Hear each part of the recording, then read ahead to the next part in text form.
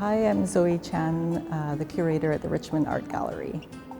The Chromophiliacs is in response to the book Chromophobia by David Batchelor, a book that came out in the year 2000, so it's really like the 25-year anniversary of it.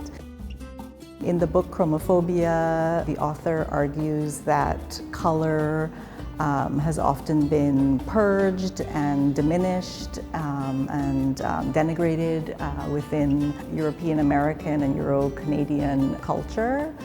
I was interested in bringing together a diverse group of artists in response to this thesis and to show artists who were working with color in a wide range of ways to address a wide range of issues. I mean, multiculturalism is a federal policy of Canada, but I wanted to really make an exhibition that reflects the diverse makeup of the Canadian population. Richmond also is very diverse, so I think it's important to show works from a wide range of cultures and artists working from a wide range of cultural aesthetics and backgrounds, and I think this is who Canada is today.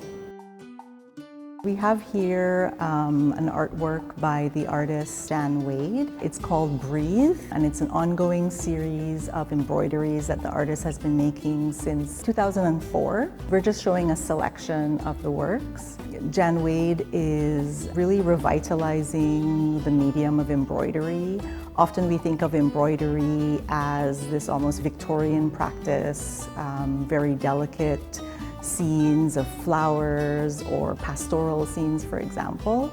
So Jan Wade learned embroidery as a young girl. She's of African descent and she grew up in Hamilton but now has been living in Vancouver since the 80s.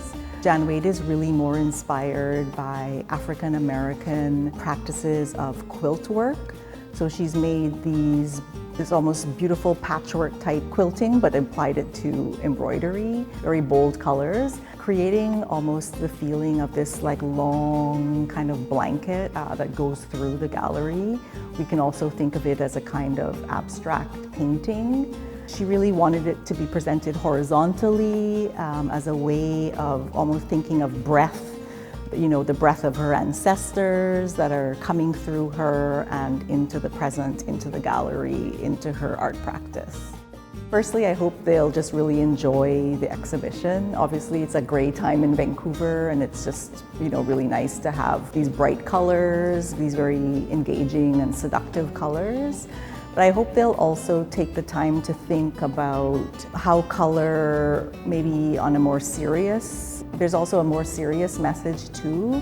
We can think of the rise of white supremacist movements throughout North America, with what's going on with ICE, for example, in the United States. So I hope too that it's not just a celebration of color, but a reminder of all the people of color that are our neighbors, that we work with, and that make